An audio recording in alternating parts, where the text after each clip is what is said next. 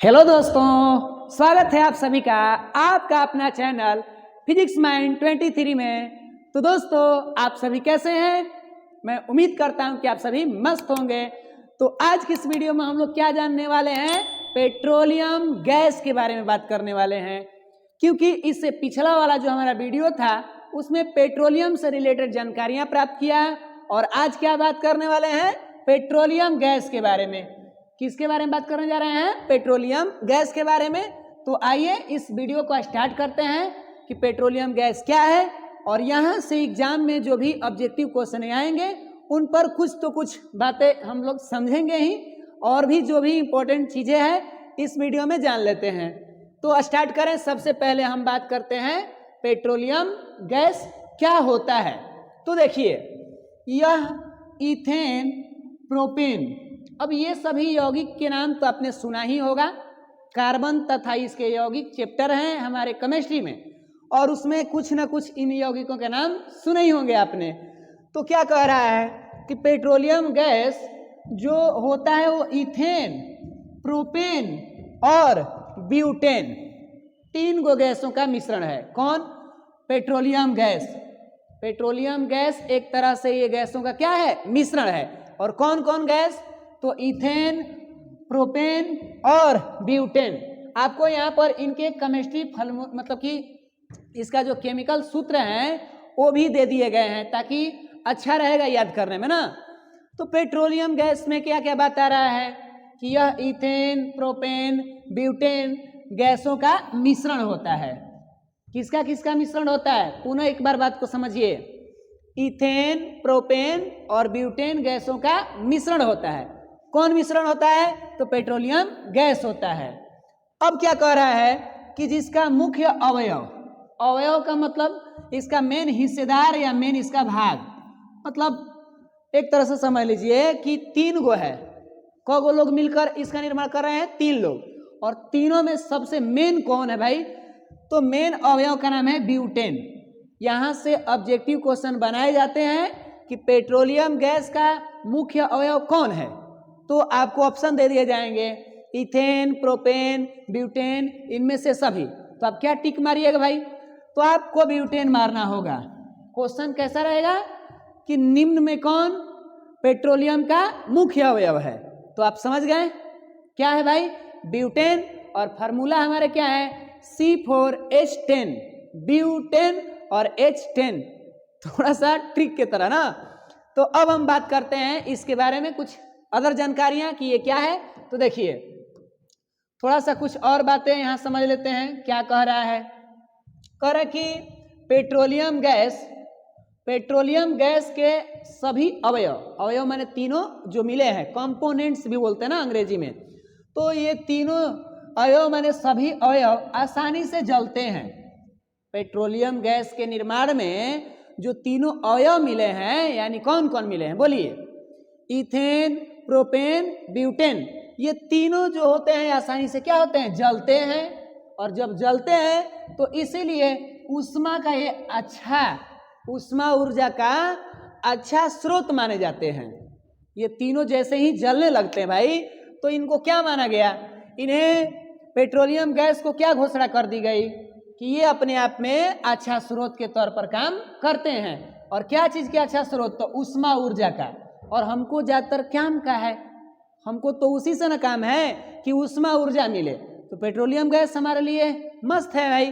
तो इस तरीका से पेट्रोलियम गैस का एक विशेष जानकारियां समाप्त हुई। और क्यों पेट्रोलियम गैस को हम पढ़ रहे थे? देखिए, हमारा जो मेन टॉपिक है उसका नाम जानते हैं क्या है? उसका नाम है एलपीजी।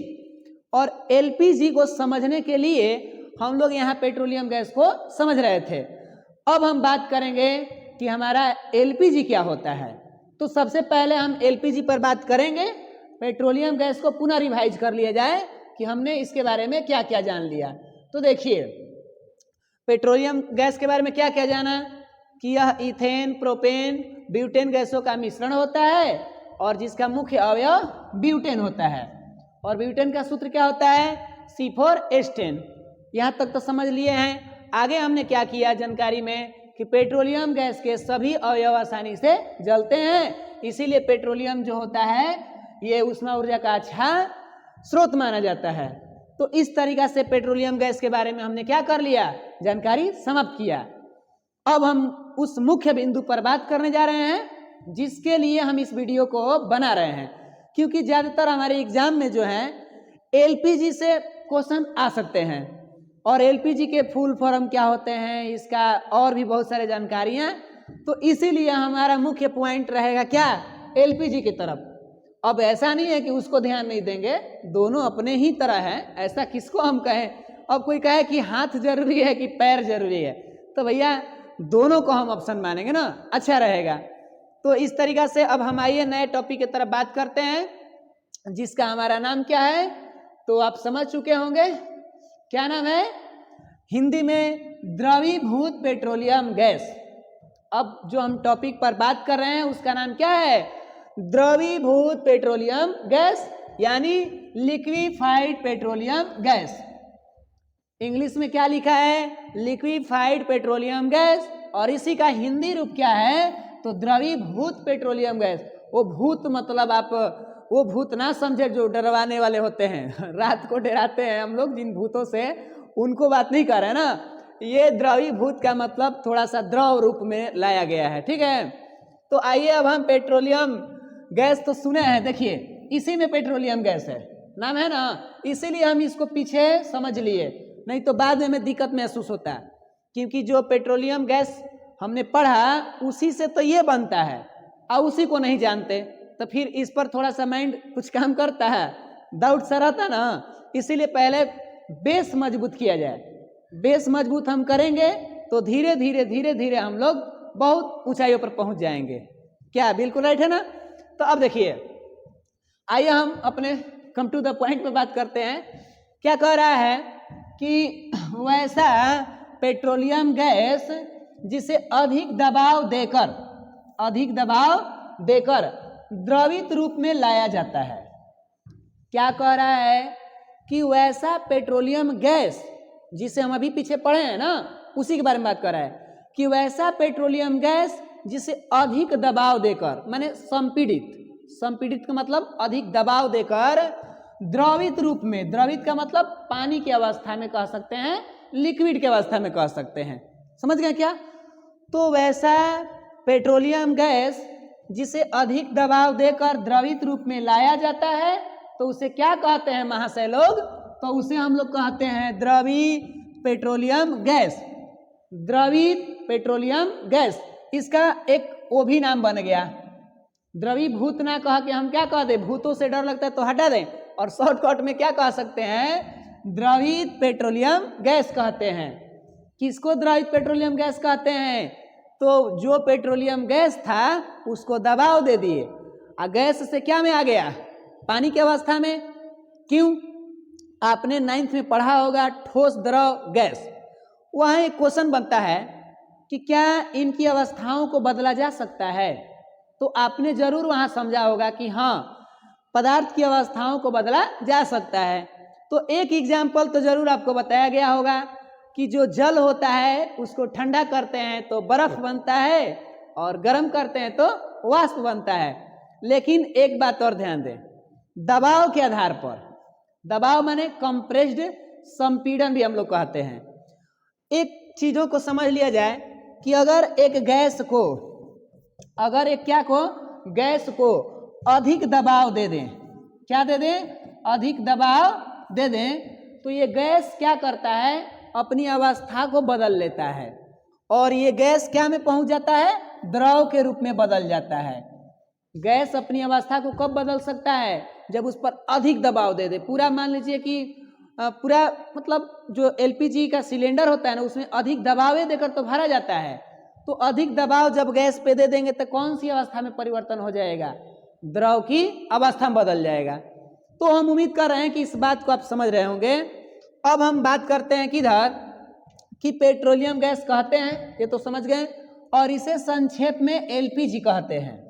किसको संक्षेप में एलपीजी कहते हैं, तो वही द्रवीभूत पेट्रोलियम गैस को ही हम लोग क्या कहते हैं संक्षेप में, एलपीजी। एलपीजी का मतलब एल से लिक्विफाइड, पी से पेट्रोलियम, जी से गैस।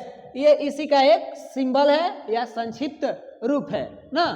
तो हम उम्मीद कर रहे हैं कि ये बातें समझ में आई होगी। किसका? पेट्रोलियम गैस का ये वो रूप जो किस रूप में रहता है भाई? द्रव के रूप में आ जाता है। तो अब आगे चलते हैं कि हम चीजों को समझ लें। आगे आपको देखिए क्या दिखाई दे रहा है। एक एलपीजी गैस का एक सिलेंडर दिखाया गया है कि ये एलपीजी गैस का सिलेंडर है और इसी के अंदर उसको भर के दिया जाता है। किसको? जिसको हम बात कर रहे हैं पेट्रोलियम गैस को। जब हम लोग इसे गैस के नाम से ही जानते हैं, लेकिन अगर इसके टंकी को हिलाया जाए ना तो पानी जैसा आवाज देता है। छोटा वाला अगर गैस टंकी है ना, उसको हिला के देखिएगा, उसमें लगता है ना कि कोई पानी भरा हुआ है, और जैसे ही हम प्रेशर देके दबाते हैं तो उसमें से गैस निकलता है। ये कैसे हो गया भैया? बाहर है तो गैस, अंदर गए तो पानी, ये कैसे हो गया? तो हम वही बोल रहे हैं कि इस गैस को क्या करते हैं, दबाव देकर इसके अंदर डाल देते हैं, और जब दबाव देकर डाल देते हैं तो क्या बदल जाता है? द्रव के रूप ले लेता है। ठीक है ना? तो इस तरीका से अब ये गैसे कहलाता है। हम लोग भी कहते हैं गैस ही है। तो चलिए कोई बात नहीं है, ये एक छोटा सा उसका इमेज था जो हम समझ रहे हैं। अब आगे बढ़ते हैं भाई कि ये नेक्स्ट हमारा क्या जानकारी देख रहा है। हाँ, थोड़ी सी कुछ वीवीआई पॉइंट को समझना जरूरी है ताकि एग्जाम के लेकर हमारे लिए काफी क्या हो, महत्वपूर्ण रहे। तो देखिए, एलपीजी बहुत ही ज्वलनशील होता है। यहां से क्या बात समझ में आ रही है? एलपीजी बहुत ही ज्वलनशील होता है। ज्वलनशील का मतलब पढ़े हैं क्या? वैसा पदार्थ जो दहन की क्रिया में जल सके तो उसे ज्वलनशील पदार्थ कहते हैं। केमिस्ट्री तो ये फिजिक्स भी है और अपने आप में एक तरह से केमिस्ट्री में भी मिलेगा। केमिस्ट्री के फर्स्ट चैप्टर में एलपीजी के बारे में बहुत सारा जानकारियां हैं, लेकिन खासकर हम लोग यहाँ पर उसकी जानकारियां अच्छे से पढ़ रहे हैं ना। तो बताइए, एलपीजी बहुत ही क्या है, ज्वलनशील है कि अज्वलनशील है? तो कहेंगे कि सर ये तो ज्वलनशील है। बात क्लियर हो गई। अब क्या कह रहा है, जिसका किसी भी प्रकार का लीकेज, इस बात को हम तो आप सभी को कहेंगे कि ये मेरे लिए बहुत ही वीवीआई जानकारी है। वीवीआई केवल एग्जाम के लिए नहीं, जीवन के लिए ही ये इतना समझदारी वाला जानकारी है कि अगर हम इसे नहीं जाने, आप फ्यूचर में कभी डिफॉल्ट कर दें, मिस्टेक कर दें, तो जीवन तबाह कर सकता है। ये कैसे? तो आइए इसको समझ लेते हैं कि ज्वलनशील तो होता ही है, और जिसका किसी भी प्रकार का लीकेज यानी रिसाव बाहर निकले तो खतरनाक हो सकता है। जो घर पर ये सिलेंडर है ना, उसके बारे में हमें बताने की कोई जरूरत नहीं है कि अगर वो लीकेज करे तो क्या होगा, और उसी के बारे में बताया जा रहा है। तो वैज्ञानिकों ने क्या देखा कि जो एलपीजी के निर्माण में 3 गो गैस सहायक हैं, इथेन, प्रोपेन, ब्यूटेन, ये तीनों गैस का कोई अपना उस तरह का गंध नहीं होता। जैसे हम लोग सिलेंडर से निकलता है ना, तो हमें गैस महसूस होता है कि गैस निकल रहा है कहीं ना कहीं। तो आप सभी को हम बता दें कि उसके अंदर का जो मेन गैस है उसका कोई गंध नहीं हमें महसूस होता है। तो फिर हमको जो गंध महसूस होता है वो क्या होता है? यहाँ तो एक प्रश्न बन सकता है। तो देखिए यहाँ पर हम उस बात को समझ लेते हैं। कह रहे कि इसीलिए इसके लीकेज का पता लगाने के लिए इसमें इथाइल मरकैप्टन, ध्यान दीजिए, ये इसमें इथाइल मरकैप्टन नामक यौगिक मिला दिया जाता है। ये एक प्रकार का यौगिक है जिसका फार्मूला क्या होता है, C2H5SH करके SH यहाँ पर लिख दीजिएगा। थोड़ा सा यहाँ पर क्लीन कर देते हैं इसको। देखिए, तो कह रहा है कि ये जो हमारा यौगिक है C2H5SH किसका सूत्र हो सकता है? तो ये हो सकता नहीं है ही, C2H5SH इथाइल मरकैप्टन का सूत्र होता है। इसी यौगिक को जिस मतलब लिखा है कि यौगिक मिला दिया जाता है, तो कैसे मिलाया जाता होगा? देखिए, जब तीनों गैस डालाता है तो टंकी के अंदर इसको भी डाल दिया जाता है। इतना लिखा है ना जिसका गंध बहुत ही खराब होता है। जब एलपीजी गैस का रिसाव होता है ना, तो संगे संगे ये भी निकलता है। ये इतना खतरनाक इसका गंध होता है कि तुरंत हमें स्मेल आ जाता है और हमको लगता है कि ये गैस निकल रहा है। निकलने का पहचान दिलाने वाला ये है हमारी भाई साहब इथाइल मरकैप्टन। ये निकल के बता देता है कि एलपीजी भी निकल रहा है। अगर क्या हो इसको हम हटा दें, एलपीजी गैस में से इसको न डालें तो क्या होगा? तो भाई साहब किसी का नाक सूंघेगा ही नहीं, गैस निकल रहा है, अतल खतरा हो गया। यानी कि वैज्ञानिकों का दिमाग कितना जबरदस्त है कि इसका खोज किए। अगर ये नहीं रहता तो आज संसार में इतनी घटनाएं होती एलपीजी से कि आदमी तबाह हो जाते हैं। तो आप सभी जानते हैं कि कितना खतरनाक घटना होता है ना। इसीलिए हमें इसको थैंक्स बोलना चाहिए वैज्ञानिक लोगों को कि वो लोगों ने मिलकर इसका खोज किया और आज मानव के अधिक से अधिक जिंदगी को रक्षा किया वो लोग। तो चलिए ठीक है, एक तरफ वैज्ञानिक हमारे सम्माननीय हैं तो एक तरफ थोड़ी से उनके अंदर कमियां भी है। और खासकर क्या चीज़ को लेकर? तो ये परमाणु बम, हाइड्रोजन बम। तो क्या करिएगा, विज्ञान तो एक तरह के अभिश्राप है। एक पक्ष उसके अच्छाइयाँ हैं तो एक तरफ बुराइयाँ भी हैं, और होनी भी चाहिए, क्योंकि भगवान बुद्ध ने कहा कि थोड़ी बहुत बुराइयाँ भी होनी चाहिए, तभी तो अच्छाइयाँ उस पर जीत हासिल करेंगी। तो हम यही कहना चाहेंगे कि अगर थोड़ा बहुत कमियां हैं तो हम लोग उससे सुधारें, नहीं तो फिर क्या कर सकते हैं। तो हमें उम्मीद है कि आपको एलपीजी के बारे में समझ में आ रहा होगा। और आगे बढ़ते हैं, थोड़ी से देख लीजिए, इसका चित्र दिखाया जा रहा है जो हमारे घरेलू तौर पर यूज होते हैं ना एलपीजी, उसी का दिखाया जा रहा है गैस का फ्लेम। एलपीजी गैस का फ्लेम माने जो लौ है निकल रहा है, कितना नीला कलर का एकदम दिख रहा है। और एलपीजी हमारे लिए बहुत अच्छा ईंधन माना जाता है। हमारे दैनिक जीवन के प्रयोग में सबसे अच्छा ईंधन किसको दिया गया? तो एलपीजी को नामकरण दिया गया। और देखिए इसका एकदम रंग कितना मस्त ब्लू कलर का दिख रहा है ना। और खाना तो एकदम बेस्ट बनता है इस पर, इसको तो कहना ही नहीं है। अब खाना को याद मत दिलाए सर, कहिए कि पढ़ाई करने बैठे हैं और खाना की याद दिला देंगे तो फिर अब पढ़ाई तो गया। क्योंकि हम लोग का जो मन होता है थोड़ा सा बड़ा हम लोगों को मूर्ख बना के रखता है। और कबीर ने एक दोहा में कहा भी है कि यह मन बड़ा है आलसी, समझे नहीं गंवार। यानी हमारा जो मन होता है ना वो आलसी होता है और हमें गंवार बनाता है। गंवार माने मूर्ख बनाता है। तो यह मन बड़ा है आलसी, समझे नहीं गंवार, भजन करन को आलसी, भोजन को तैयार। मतलब कि जो हमारा मन है, जैसे ही भजन करना, पढ़ाई लिखाई करना, भक्ति में लगना, तो उस समय थोड़ा आलस करता है।